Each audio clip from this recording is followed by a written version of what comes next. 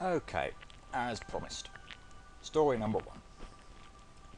It was the ninth day of the ninth month of the ninth year.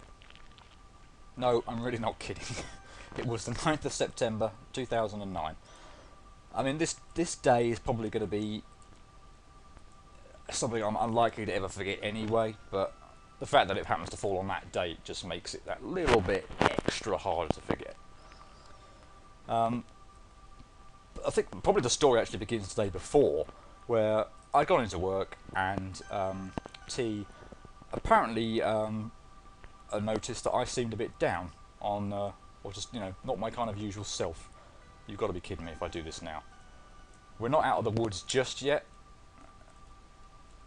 because that happens, and then there's a whole bunch more. Good. In some degrees, although I really would like that done, but oh well.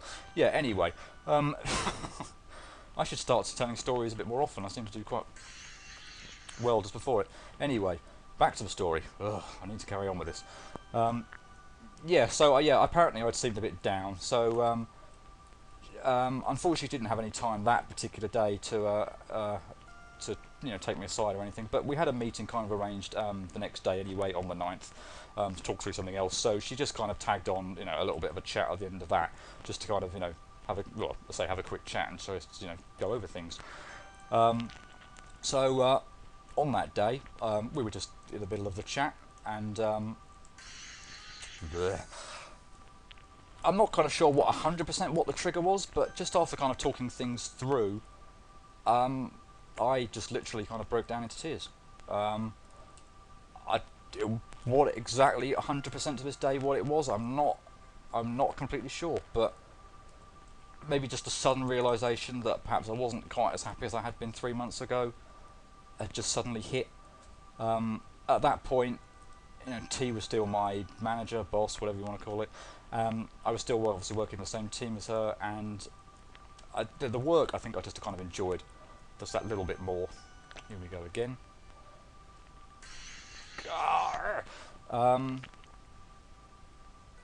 But yeah, I actually got promoted, so there was a reason for kind of the move itself, and it wasn't like a million miles away. It was to the same kind of unit or division, for lack of a better word, and my old kind of team was still there, so it wasn't kind of like I'd moved a million miles away.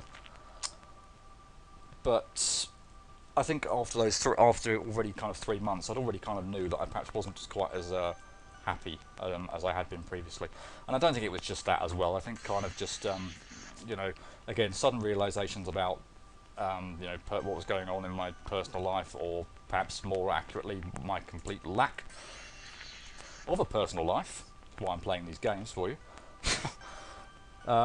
Just kind of hit me as well. So yeah, I think kind of a combination of things, but I really can't kind of put my finger on any one particular thing. How she knew, I really don't know. My family didn't notice, nobody else at work did, and I can't say that for certain that I really knew. So I can't kind of, not that I would kind of hold it against anyone else for not noticing, or or anything like that, because I just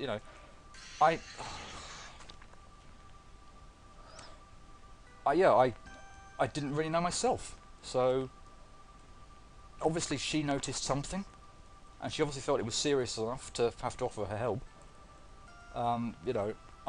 I really can't thank her enough for that.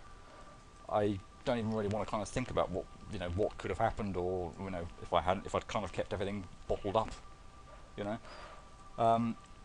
She asked me to lunch a week or so after, etc., just to have a kind of a chat kind of outside of work, away from kind of other colleagues, etc., and just kind of out of the kind of work environment kind of situation.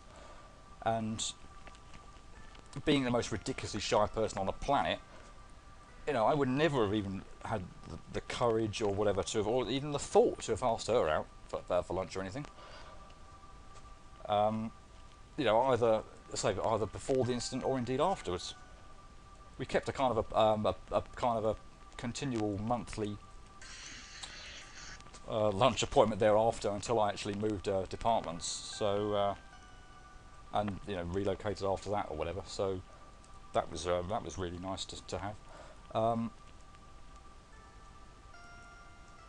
on reflection, I'm probably kind of glad the whole thing happened. I mean, yes, I thought I'd, been a complete idiot myself in front of what was already a pretty good friend, but I doubt I'd have had the kind of relationship I do with her kind of to this day if it hadn't happened. I think we still would have been friends, but perhaps not as good as we are.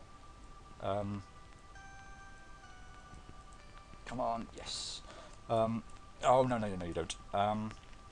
And yeah, she's pretty much became. I'm gonna stop the playing there. Pretty much became my best friend from that day onwards. So yeah, that's pretty much probably all I want to say on story number 1. And yeah, I didn't make any progress, so it proved to be a good time to tell the story. Okay, let's try this again. And hope that we don't get on to story number 2 on the same little set of screens. Awesome start! I seem to remember that every single time where I restart a new recording as well.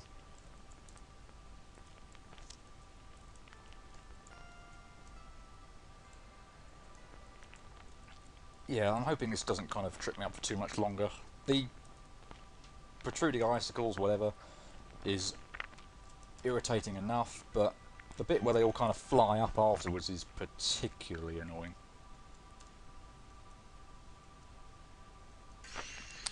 I was going to do that then. Yeah, I can't remember where they all are. I think I've got a better idea now that I've actually kind of seen them a couple of times, and I think the first set of them is not too bad, because there's only a few that fly up, but the second set, there's a whole ton of them.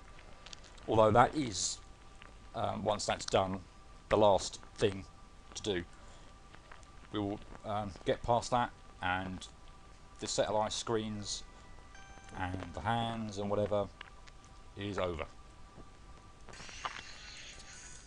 We'll be back to looking more like, or more Christmassy tree screens. And we won't have to worry about... I'm still petrified that I'm going to get got by a hand. I keep having to do this over and over again. This hand's going to get me one time and send me right back to the start of all this. I'm just praying that doesn't happen.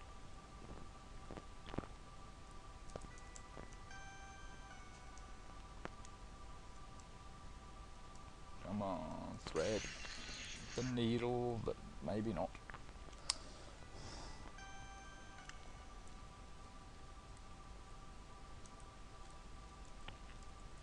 We'll kind of see how this goes a bit. I really don't want to delve straight into story 2 immediately again afterwards, but maybe what I'll do is I didn't really want to do it during this game because it's reasonably short, and it doesn't have any. Well, maybe it does. Maybe this bit does count a bit like the area in Zoop with the giant jump and spike weaving segment that comes straight after it. But maybe I'll just start cutting to the point where I get past the spike protruding corridor. We've seen up to that point at least a couple of times now, possibly 3. I can't remember exactly how many, but at least 2. So maybe I'll get to 100 deaths, and then we'll cut the recording and pick it up at that point. So I'm sure you're getting a bit bored with this.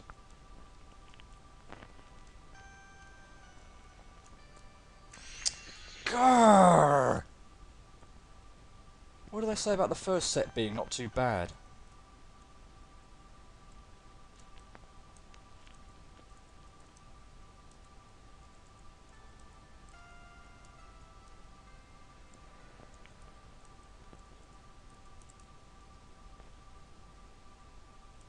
Music's still keeping me in a state of relative calm at this point.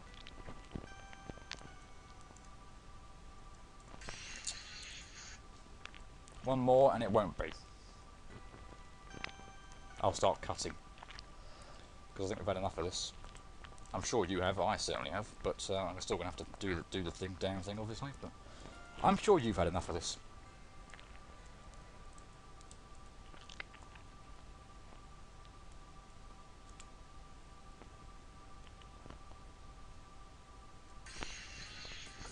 come off it! Oh, and I've got another little pop-up to go with it as well. Okay, well, on that doubly irritating note, I'm going to start cutting, and we'll pick it up once I've got past the protruding icicle spike corridor. Okay, that didn't take too long. That took long enough, though. Joy of joys. Back again. Let's... whoops.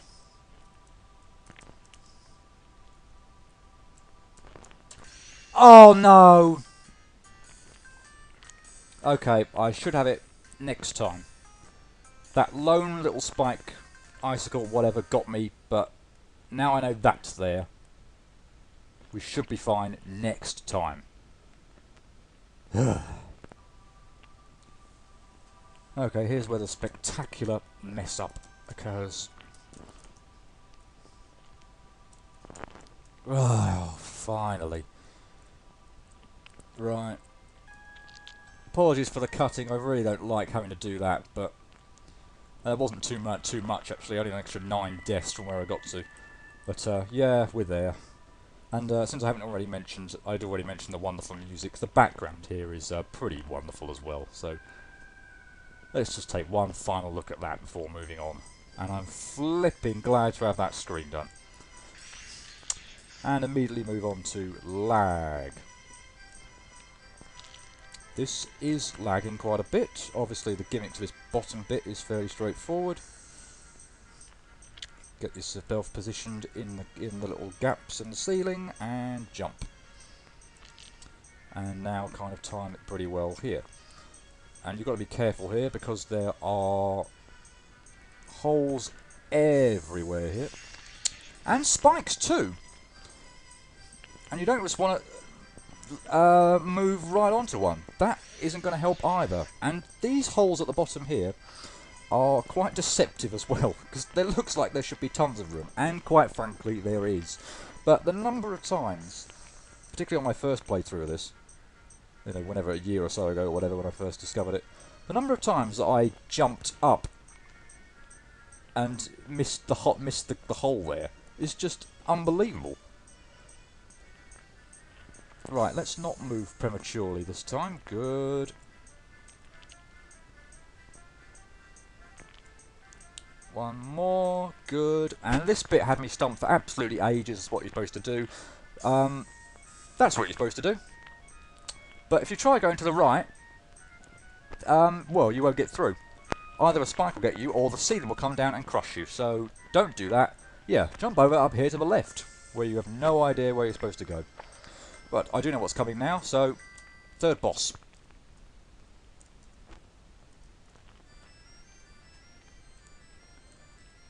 We saw a glimpse of him there.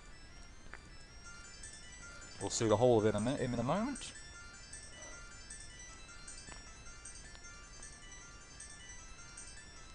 Yep. For the third game in a row, it's Krakow.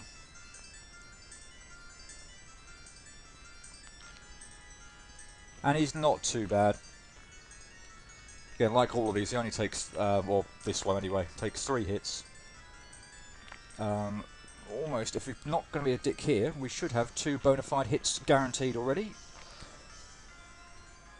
Surely we're not going to first go you, are we? Probably not, now I said that. Oh, you dick. No, we're not, because you did that.